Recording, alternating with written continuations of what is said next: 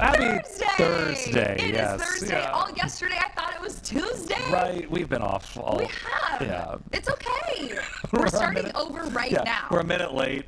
It's okay. Forgot about those 2 extra minutes that we have now. We've been busy. There's a lot happening right now. There's a lot. So there are 2 cases happening today. We're going to start with the Meade trial. That is going to begin underway in the next 20 minutes or so. Yeah. It was slugged to start at 9, but they run a little behind sometimes. But this is the retrial for Jason Meade. He is accused of killing Casey Goodson Jr. back in 2020. So this is the second time he's going to trial for this. Right, because in February of 24, it was a mistrial because the jury couldn't come up to a decision, couldn't reach a verdict. So it was declared a mistrial, and we've seen just repeated delay after delay in terms of getting to this trial once again of when will this happen. And obviously we had some jury selection today, or not jury jury selection wrapped up yesterday. Today we're expecting the opening statements. We're thinking that's going to happen around 9:20 this morning. Keeping an eye on that. Lacey Crisp is in the courtroom for us with that. Yes, and then Tyrell Turner. Am I saying that correctly, Collin? Tyrell? Yeah, Tyrez Turner. He is going to be in court at 1:30. We thought that was happening at 9, but it's not, so it's been pushed back. But we'll have crews there as well, and we'll bring everyone up to speed on what's happening with that, and that's for his sentencing. We also have Tyvis Powell coming on. Yeah, we're talking a lot about the draft, and then Nicole Sheeran, Adam King. Have they left for Pittsburgh yet? Oh yeah, they're in Pittsburgh. Oh, they are in there. I think so. Okay. Well, it's only like a 3-hour drive. Right, it's not that far. We don't know. I haven't seen him today. I did call him at 3:30 or 6:30 in the morning. Oh, sorry, Adam. I was to say Adam doesn't sleep. No, Adam absolutely sleeps. He is one who I called him. I sleeps was like, until 10. "Can you join us at 9:45?" No response. Adam. Anyway, they're going to be in Pittsburgh, and hopefully they can maybe join us. Join us later. We'll see. Okay. Well, let's start with this crazy video I got yesterday. I was visiting my parents in Worthington yesterday, and this is what started happening when it was raining. Now it's calming down. I don't know what it is. Do you see all of this hail? This is crazy! It's covering the entire street. Crazy. I haven't seen hail like that here in Columbus in a very long time. And I mean, it started out as heavy rain, and then it was a little smaller, and then it just turned into practically golf ball sized hail. Ping pong ball. Well, let's pull up a picture. Yeah, I do want to see the picture. Let me analyze it. Everyone, this is the size. Yeah, that does look like it's a mix between some ping pong and some golf ball size hail, which, if you break that down, that's between about 1.25 inches and up to 1.75 inches. To 2 inches of hail, that's a hen egg or a regular egg. They have it in the program in the NWS as a hen egg. And just for another perspective, I have a photo of it next to my eyeball. It's there further it is. in that. Yeah, I was like, it just what popped is up that, as I a pulled new it out. fashion statement? There we go. I was like, what does this kind of look like that I have around me right now to compare sizes? Oh, my eyeball. Wow.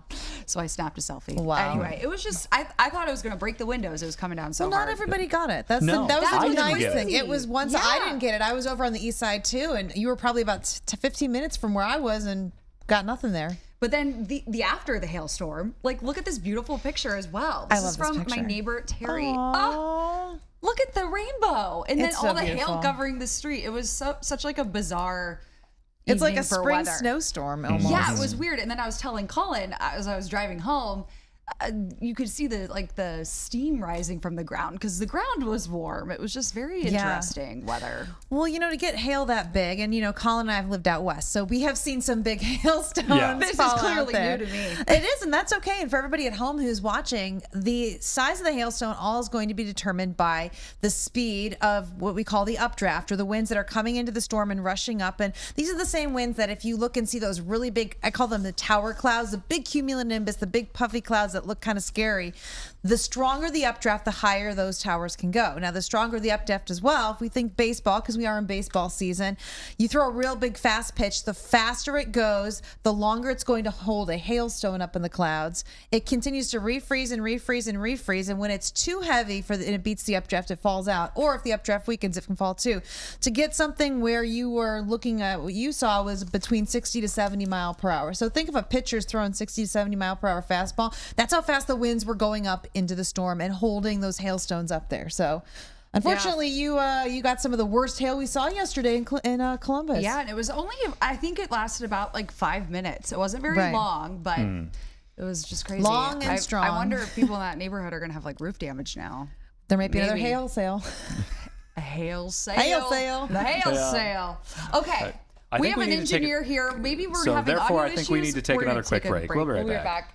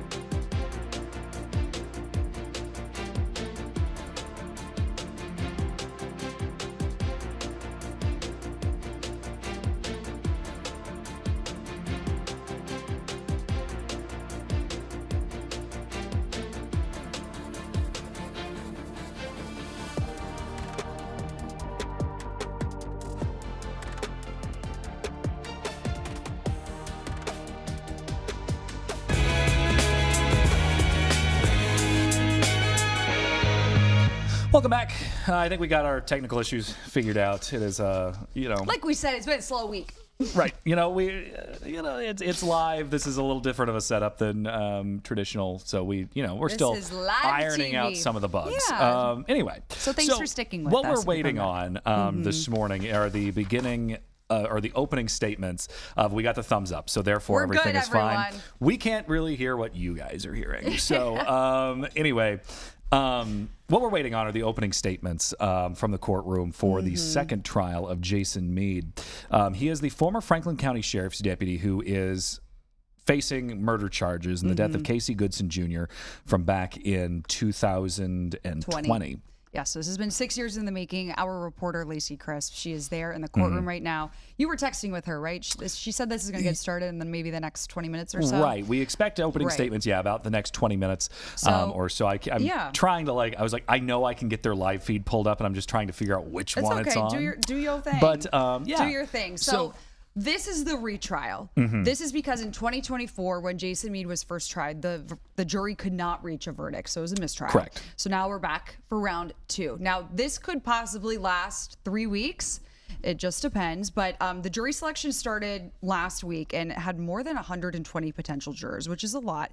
But they ended up selecting just 12, along with 4 alternate jurors. Now, during this selection process, the jurors were asked about their knowledge of the case because this has been going on for 6 years. That's a long time. Right. And this has been a case that's been heavily covered by, media and news outlets, including us. So it's hard to come across people in the community that have no idea about this case. They don't know who Jason Meade is, or they don't know Casey Goodson Jr. So that was a really big part in the jury selection this go around. And I'm actually surprised they didn't move this out of Franklin County, to be completely honest with you. And I wondered if that would be the case this time. I think it will happen if this reaches another mistrial. I think they will have to move it. Yeah, and I don't feel like moving trials here is as common as it's been in other places I've worked. And I don't know why that is, but it feels like we don't move trials that often. We typically, because I know there had been talk for a while of like even, the Licking County bus crash thing being moved out of Licking County, but it was still tried there. It had been talked about moving it to like Montgomery County or something, but no. So I don't know. We don't move cases as much because when I was in Iowa, we moved everything. Like that's what you said. Yeah, like you knew that something was going to happen, and you were driving to Davenport or Sioux City. You were driving 4 hours. Yeah. So anyway, during the jury selection process for this retrial, jurors were asked about how they feel about carrying firearms, firearm permits, earbuds, like earpods. AirPods, and if they owned a gun. And this all ties into the fact that Jason Meade stands by the fact that he thought his life was at risk when he was, having this interaction with Casey Goodson Jr. He believed there was a weapon in his hand, but we do know that Casey Goodson Jr. was carrying a bag of sandwiches, but he did have a weapon that was found later in the kitchen. Right. So when he was shot, and we know it was 6 times 5 in the back. Which is another big thing that they'll probably bring up again. Right, and he collapsed in the kitchen floor of his grandmother's house, and on that floor, whether it was under him or somewhere on the floor, we do know that there was a handgun found. That was brought up the last time, and throughout the entirety of that first trial, the family never refuted the fact that Casey Goodson Jr. could have had a gun. He had a concealed carry permit. Therefore, legally, he could have it. Now, Jason Meade in the last trials had mentioned that Casey Goodson Jr. had driven past him and waved a gun at him. Jason Meade, how this all came out or happened the first time was Meade was doing some warrant work for the marshal's office, was trying to serve a warrant up there on the north end of Columbus. Casey Goodson Jr. was not the target of that warrant. But he was up there. The warrant, he couldn't find the person he was supposed to serve that warrant to. Anyway, he was in an unmarked vehicle, says that Casey Goodson Jr. drove past him, waved the gun at him, and that's when Meade started to follow him and said that the gun was waved again. Obviously, we don't know all the circumstances around that. Even from going to trial once already, it's like still very kind of what led up to all. Right, but that's what it prompted Meade to say that he was afraid for his life and the lives of others, and we know that this time around we do expect him to lean even more into the self-defense argument, because that was brought up the week before last in court on this. Yeah, so again, those opening statements are happening relatively soon. We're monitoring that live feed right now, and we will bring those to you live. There's something I really want to hear as they start the second retrial, so we'll bring that to you once we have that popped up. So another top story I want to go to today, Collin, that happened this morning in Blendon Township. Right. This was a really serious crash that closed the highway down for about 5 hours. 5 hours. And the images that I was seeing coming out of it, I mean, awful.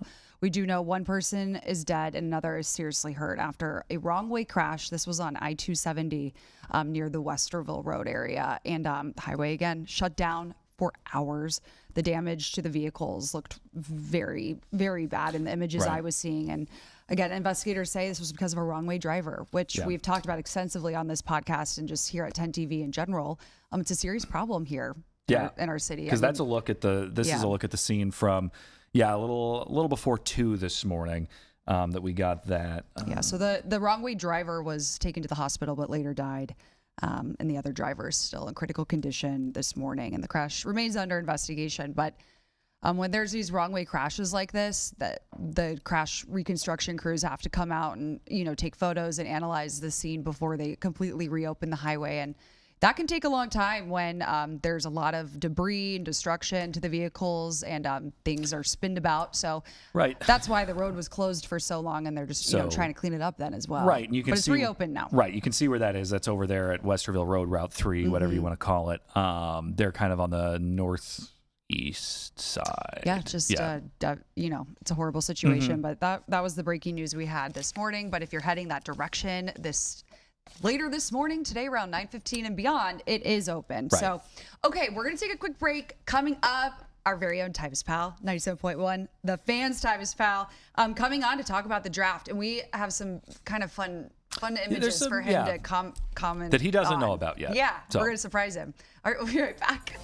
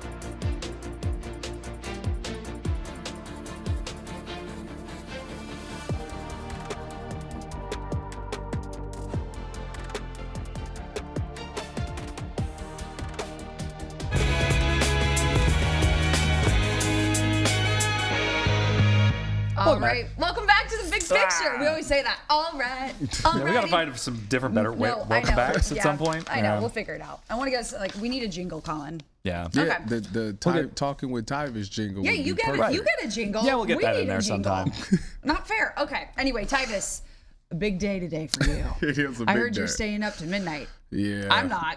Sorry. Listen, I got a bedtime. I do too, but it's gonna get broken today. Yeah. No, it's a big day. Obviously, the NFL draft. I got to travel up to Cleveland and be in Berea while the Browns are making their picks. So if you're around and you're listening to the radio, even 971, we carrying it. You'll listen to Tyvis, Nathan Zagura, and Ken Carmen as we go over the Browns picks. That will be so fun. Are you excited? Have you done this before? This will be my third or fourth year doing this, so it's always a good time. It's the way that they do things in Berea is kind of funny because I'm sitting in the radio room, but the draft room is right next to us. So anytime that they're about to make a pick, you see like 20 people walk past and go storming in this room. So that's how I know something's about to happen. Yeah. Wait, that is such an exciting environment to me is I can't wait to see that happen, and hopefully by the end of the night we are happy and they've made some really good choices. Probably won't though. Fingers crossed. It's a great night for the Buckeyes. That was harsh. It just happens. You said they were going to win the playoffs this year. They are going to win. They're going to make the playoffs. They're going to win the division. Right. What's going on? Okay, well, I wanted to pull up just something fun today. No questions? No, I don't have the Muirfield questions. That book has vanished on my desk somewhere, but I will find it. Tyvis, we're looking back in time to the fashion on the red carpet for the draft. Okay. What do you think about this pink suit? Who is this? That's Jalen Carter. That is little pinstripe. That's action. Will Howard right there. I mean, not Will Howard. Excuse me. Will Anderson for Alabama. What is this? That's Zeke. Crop top. I mean, that was Zeke's thing, man. What? That crop top. That's Lamar Jackson. Ooh, he Gucci down, ain't he? Look at him. Mm-hmm. What do you think we're going to see tonight with the fits? That's Juju Smith-Schuster. Somebody's going to do something extravagant, I'm sure. Every year is always going to be one person that wants to steal the spotlight. I don't know what you can do, but whatever your wildest imagination is, that's what's going to happen, guaranteed. Every time. Somebody's going to be like, why did you think that? Who is your stylist that said that this was okay? That's going to happen tonight. But hey, it's one of those of there's so many things that can happen during the draft. Mm-hmm. Might as well make yourself stand out a little bit. Absolutely. It's fun. It's a big night. And we were just talking about in our break. I was like, I get emotional watching these things. It's so fun to see them with their families and I don't know, they feel their hard work and years of sacrifice paying off. And they don't know that the hard work is just begun. Yeah. No, but it is an emotional moment because you got to think some of these young men have been doing this since 8, 6, and all their life they've been talking about how they wanted to go to the NFL. So when you finally get that moment where you get to walk across that stage, shake Roger Goodell's hand, hold up that jersey, put that hat on, it's like, man, I really did it, and you just think about all the things that you went through. You probably had to make a ton of sacrifices. You had to go in the weight room. It was probably parties that you couldn't go to because you had to do extra workouts and things like that. And, you just think about the fact that maybe, a lot of young men look at this opportunity as being a way to take care of their family because everybody doesn't come up in the greatest situations. So to think wow, I'm a millionaire now. I can finally take care of my mom or buy my mom a house or whatever it is that they want to do. They can be the person that take care of those things. So that's why it's a lot of emotions that go into it. Some of them were millionaires when they were in college too. It is a different game. NIL's changing and everything. They probably learned a lot about taxes. Oh my gosh! All right, I have one more video for Tyvis. This was shot this morning. All right. I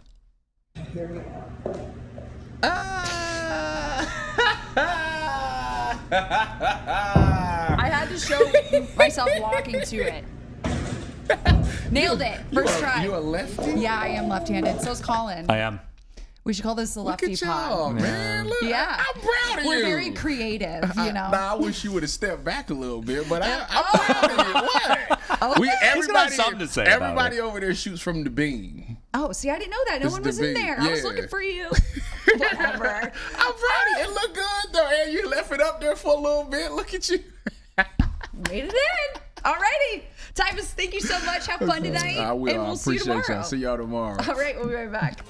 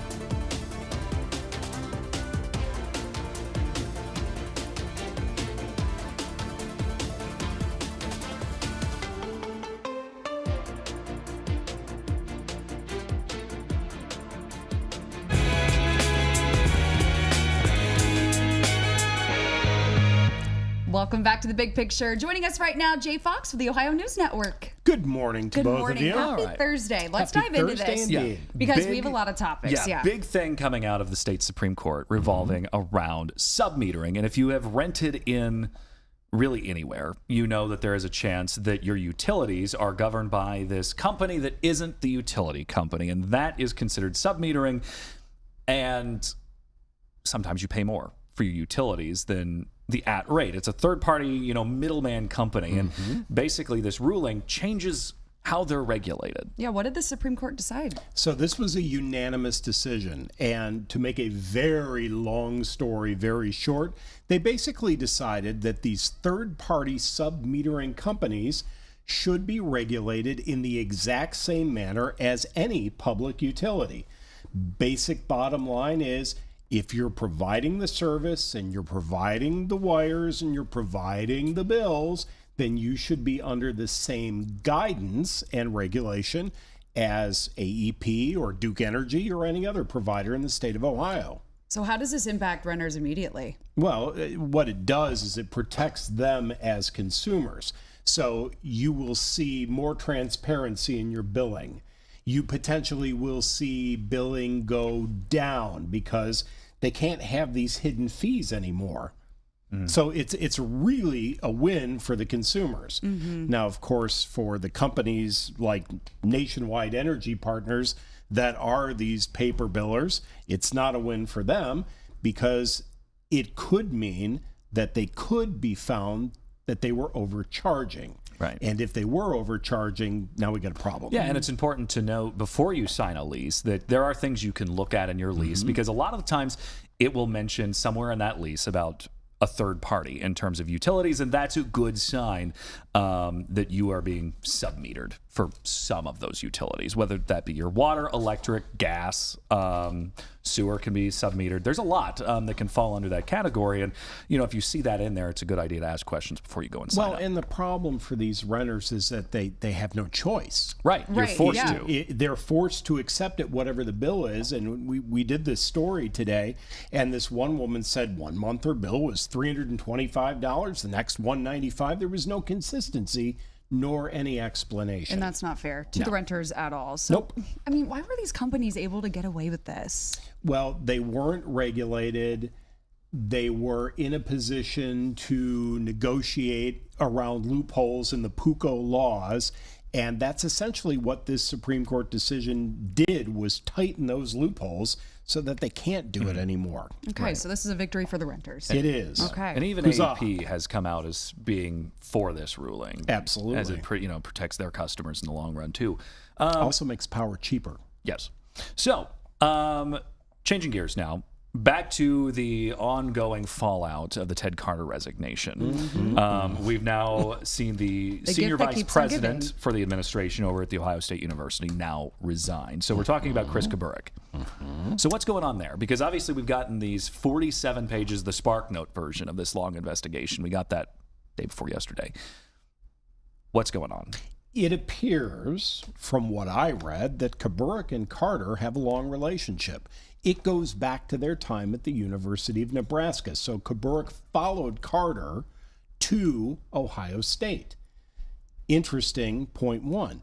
Point two is he was Carter's number 2 guy. And the report alleges that everything that happened with the podcaster, Chrysantha Velachos, went through him, and that he facilitated everything that happened.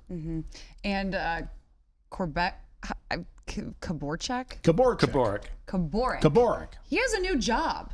Yes. So he resigns literally days before this report is revealed, having secured a job as the senior vice president and chief financial officer for West Virginia State University. What do you think about that? Or West Virginia University. There's no state in that. And Carter's still without a job, so. Yeah. I mean, from an outsider's perspective looking in, it's pretty suspect.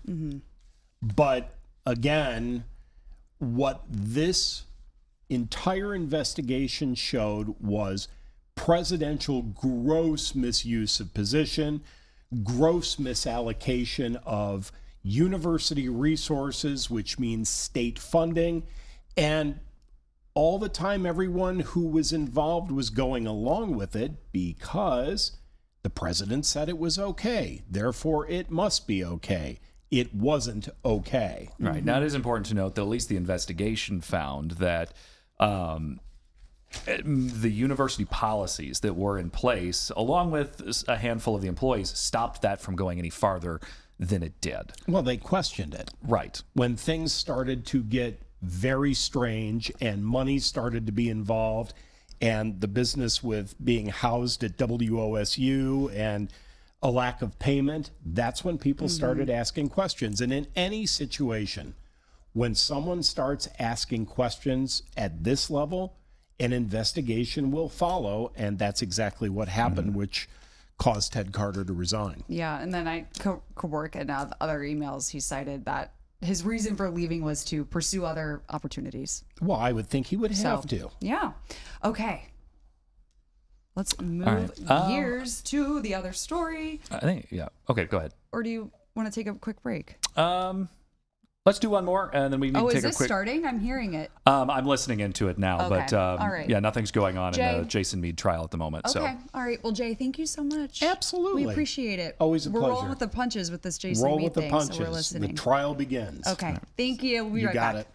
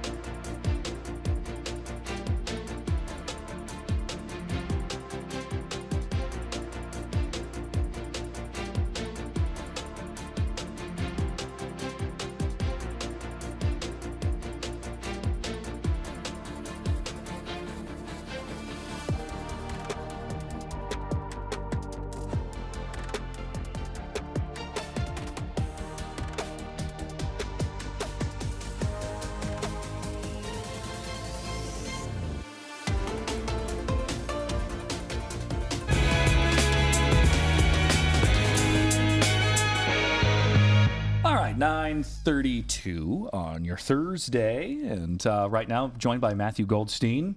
Yes, the founder and CEO of Bessa. Yes, correct. All right, I already started talking to you in the break. What made you found this, and how did this get into your mind? I want to hear all about it. How did this start? I mean, I'm originally from Philadelphia, but I've been in Columbus since '99. I went into the business world, worked at Abercrombie & Fitch out in New Albany, and I started to volunteer on a suicide hotline on Saturday and Sunday mornings. Wow. And knew nothing about the nonprofit world and fell in love with it. Started getting my coworkers at Abercrombie involved in volunteerism, realized there were so many smart and talented people who wanted to give back. They weren't sure how. That's Bessa. Okay. So I left in 2010, started to work on it, and here we are. Amazing. How has it taken off? We started with about 56 volunteers that first year. We launched in 2012. We're up to over 100,000 volunteers, 14,000 service projects. Last year, we worked with 205 nonprofits to help them build capacity, help get people where the need is the greatest. So when we talk about those service projects, what are we doing? What are some of the opportunities that if somebody wants to volunteer, what can they do? It's across the spectrum. I mean, right after this, I'm going to a community garden on the Near East Side, but there are senior centers, diaper banks, a rabbit rescue. There is anything. Is that the Ohio Rabbit Rescue? You got it. We've had them on. We talked to them like a week ago. They are wonderful. They are wonderful. And what's amazing is we'll get someone who's not volunteered ever who will sign up for that project because it's a low stress, low barrier. They'll meet another volunteer there. They'll ask that volunteer, where else have you volunteered? They'll say the Van Buren Homeless Shelter. They'll tell them about it, and all of a sudden the person that signed up for the rabbit rescue is now at the homeless shelter serving. And you also work with businesses. What does that look like? Yeah, we work with businesses to help mobilize their employees in the community. So there are a lot of businesses from Abercrombie & Fitch to Bath & Body Works to AEP who are trying to figure out how to engage their employees in the community. And we help them do that. And they are, some of those companies are doing 200 service projects a year from anywhere from 5 employees to 500 through Bessa. Wow, that's amazing. Yeah, so, I mean, part of the big reason we've got you on today is because April is Volunteer Appreciation Month. So if there's anything that prompts you to step out and go volunteer today, this is the month to do it. This is the good reason to give you to say, hey, I'm going to go volunteer somewhere. Yes. So for somebody who wants to get involved in volunteering, how do they get involved? Go to our website, bessa.org, besa.org. There are over 100 volunteer projects this month alone that you can sign up, show up, do good work. That's amazing. When I first moved here and started working at 10TV, I was trying to find volunteer opportunities, and I didn't know about your organization. So this is awesome. What year did you move here? I moved here last year. Last year now. It's been like a year and a half. I'm from Columbus, though. I grew up in Worthington. But I started volunteering at a food pantry near me because I feel like that's just kind of where my brain went, food insecurity. But you have so many other avenues. Yeah. I had team members at a food pantry yesterday, and a truck from the Mid-Ohio Food Collective stopped. There were thousands of pounds of food that had to be taken off. It's a good workout. Yeah, it is. Yes. You work up a sweat when you're doing that. But the need is so great, and it can't be met without volunteers. And I love that you said you moved here and you were looking for a volunteer opportunity because you get to meet really good people from all walks of life and helps ingrain us into this community. And people of all ages, they can go onto this website and find volunteer opportunities. What's the age range? Are you working with high schoolers too, or? Yeah, I mean, we work with a lot of working professionals, but we have parents that bring their kids. We have a gentleman that dropped off his 90-year-old wife to the Ronald McDonald House to help clean the beds on Sunday mornings. Yeah, every age is there. Do you have a favorite program? There are many. We do this holiday program for seniors called Wish. It supports 2,000 fixed income, low income seniors. They're asking for basic things for the holidays. Within a couple of days, the wish lists are all adopted out, and this community rallies, and it's like $250,000 in gifts delivered to seniors. Wow.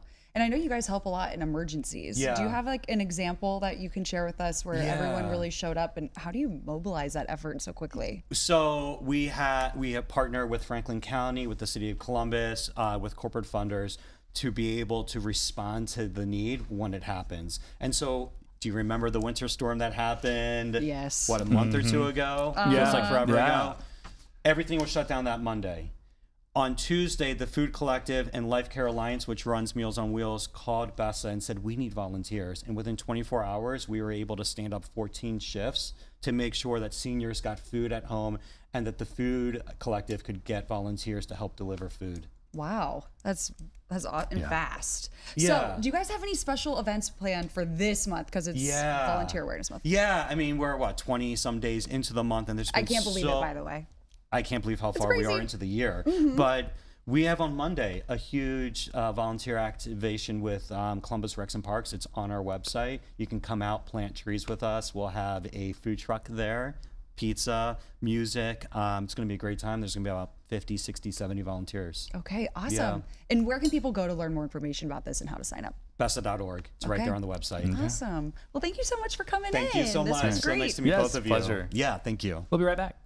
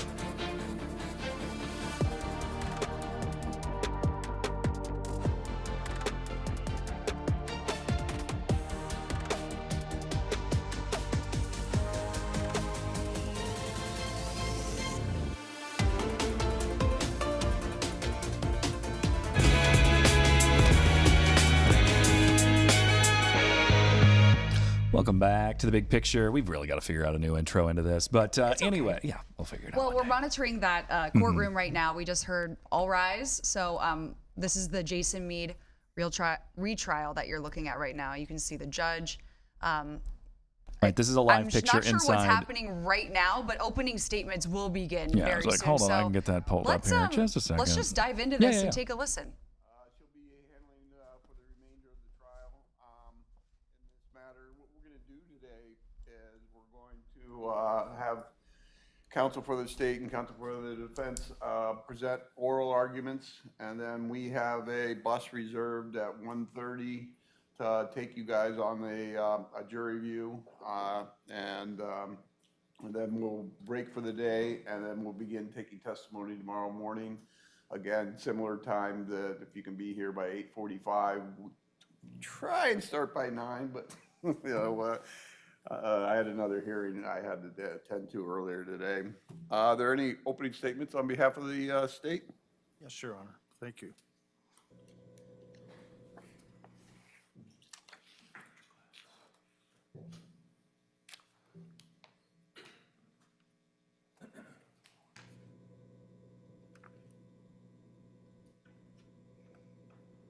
So this is a live feed from the Franklin County Court of Common Pleas into the second trial of Jason Meade, a former Franklin County Sheriff's deputy. We're getting ready to hear some statements from the state. 6 shots in the back. That's what this case boils down to. 6 shots in the back.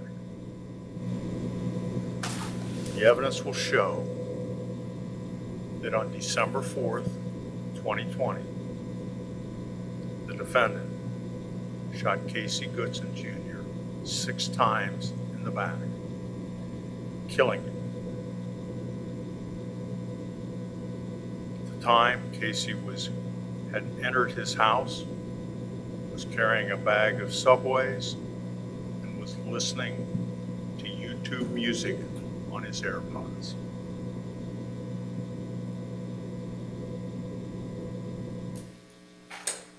Mr. Meade shot Casey with a Daniel Defense Select Fire rifle, semi-automatic, automatic settings on it. It was issued to him by the Franklin County Sheriff's Office as a member of the SWAT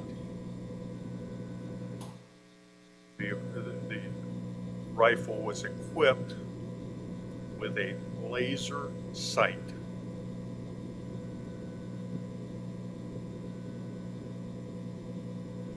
Mr. Meade stated to another officer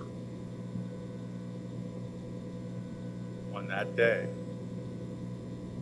that Casey was going into the house with a gun as he was pulling up.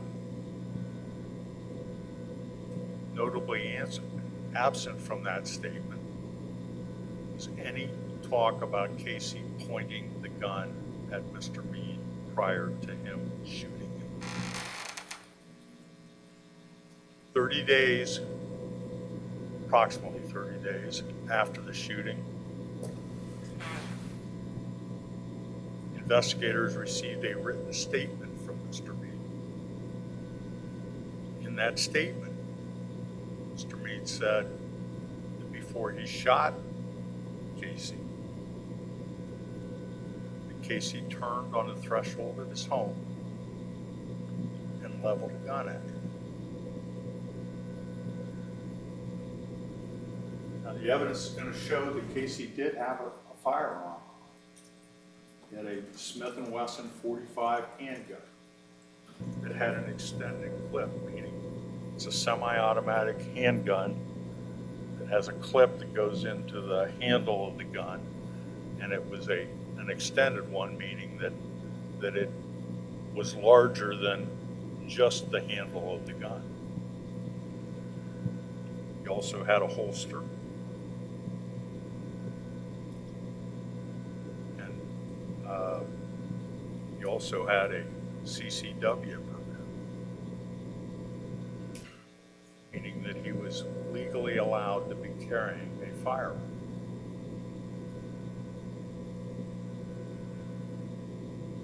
After the shooting, the police gathered photographs, or took photographs rather, documenting things as they were after the fact. Mr. Meade did not have a body camera on him, so there is no video of the shooting. Among the things documented was the gun that Casey was carrying, which was on the floor underneath Casey when Officer Meade turned him over from his stomach to his back. Casey landed face down with his hands out. The gun was underneath him, underneath his torso. Casey had been carrying a Subway bag. See photographs of where the Subway bag ended up. Didn't end up underneath Casey. Ended up off to the left between the stove and the refrigerator in the Goodson, or in the Payne kitchen. The house that Casey was entering was where he lived. He lived there along with his grandmother, Sharon Payne, his uncle, Ernest Payne, his sister, Janaea, I think it's Jones now, and a cousin. In addition, there were a number of young children as well. Ernest's daughter, cousin's daughter, Casey's little brother had been dropped off earlier that day and was in the home. One of the children, I don't recall which one, was actually sitting at the kitchen table eating a bowl of cereal when the shooting happened. That child immediately ran to her grandmother's room. And you're going to see that this is not a large house. This is a small house. The other thing that the police documented were the keys to the house. They were in the door that Casey entered, still in the key latch of the door.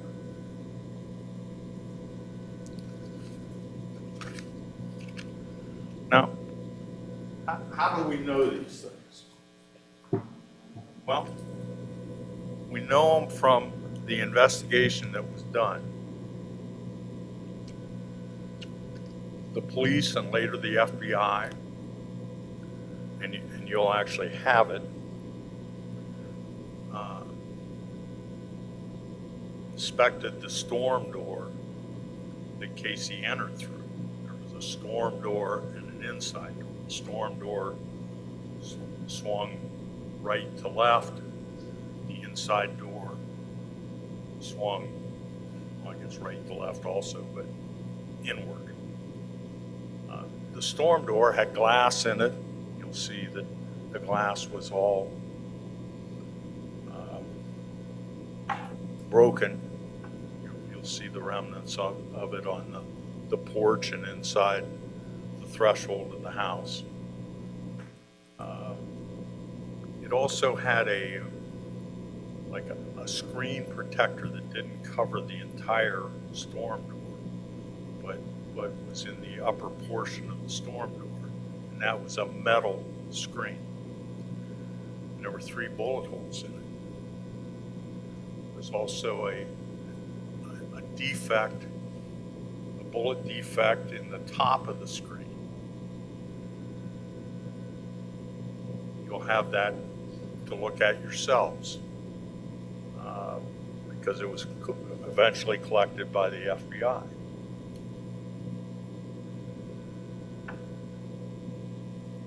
What else is there that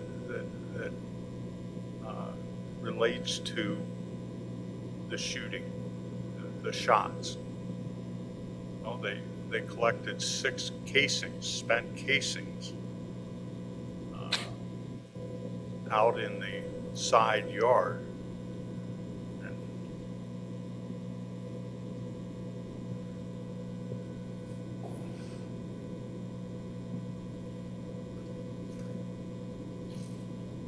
And a diagram done by somebody from the FBI. Casey's house. This is Estates Place. It's 3996 Estates Place is the location that's here in Franklin County. This Estates Place dead ends into Case Road, which runs north is up. This is south.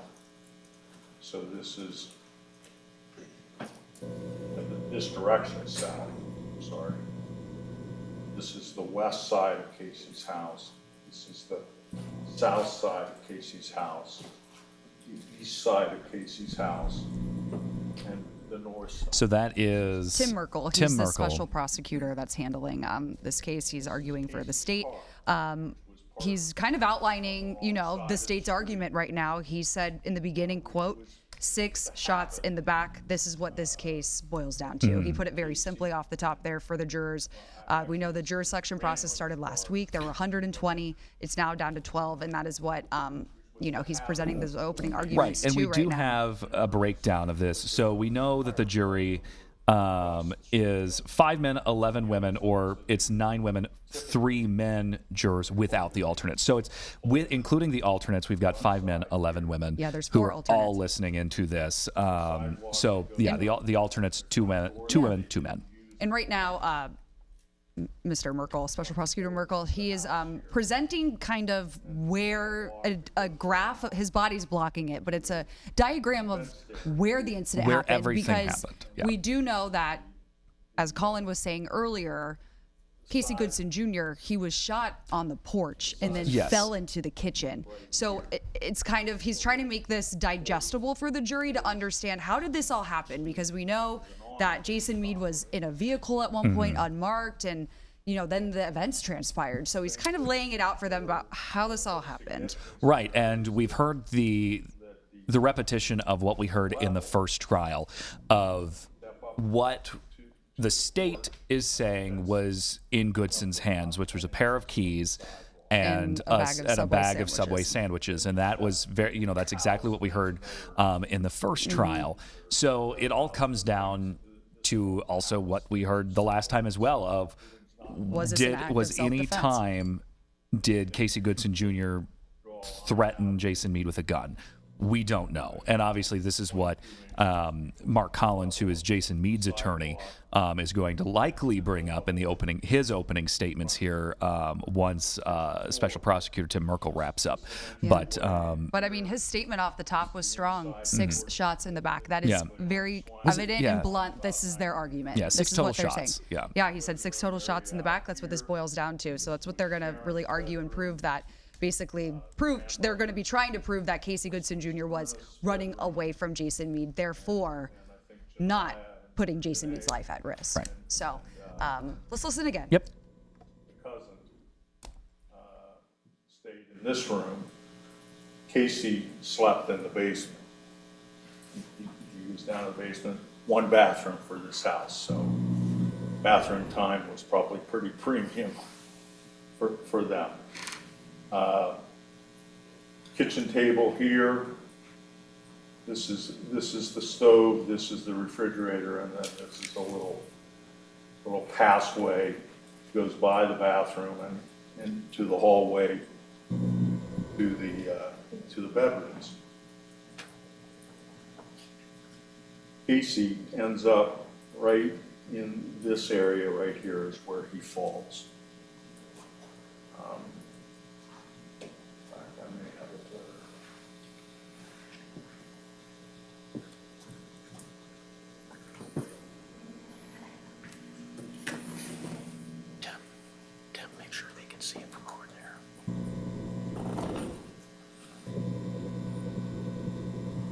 Blocking anybody. Not a very good window. This is just a larger version of the house, so you can see the interior of the house here. And as I say, Casey ended up in this area right here. The Subway bags end up over here. The gun ends up, because they rolled Casey, fell on his face. He was rolled to his back, and eventually CPR was started on him until the medics arrived, and then the medics took over. And that's all done in this area. The gun is photographed right around in here. We'll see the photograph, and one of the interesting things to note in the photograph of Casey's gun is that the safety on the gun was engaged, meaning you couldn't pull the trigger because the safety was on. It hadn't been taken off.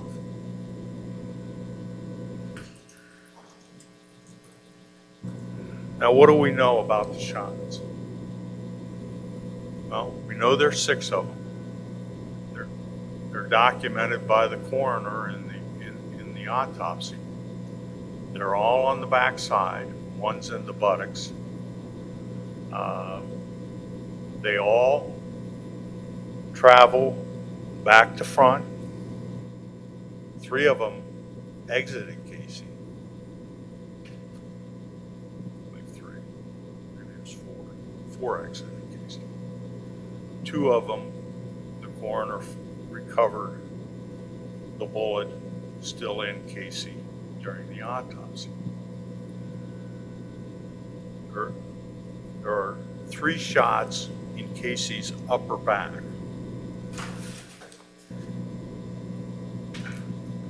Shot number 1 is just left of the midline of his upper back,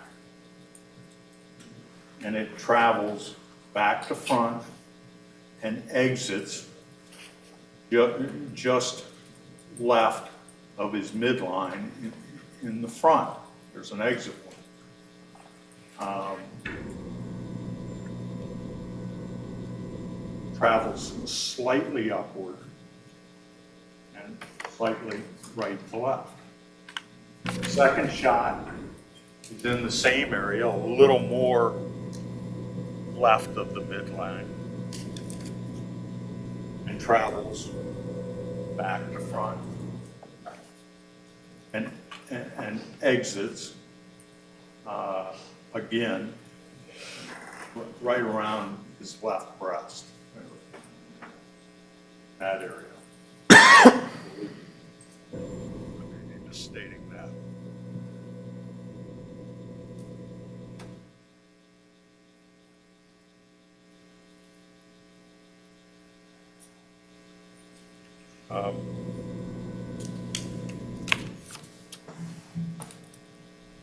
And there's a shot right there of Jason Mead. He's in that gray suit, right behind that lady in the blue jacket. So they're trying, the photographer there is trying to zoom in there. But Special Prosecutor Merkel, he was really going in depth about where Casey was in the house and physically how he was shot. Right. 3 of the bullets, he said, went directly through his body.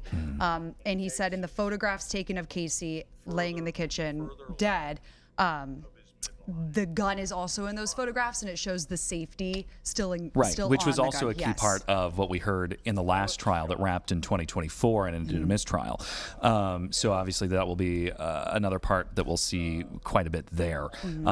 But of course, you can continue to watch this trial live over on 10T or right here on 10TV Plus.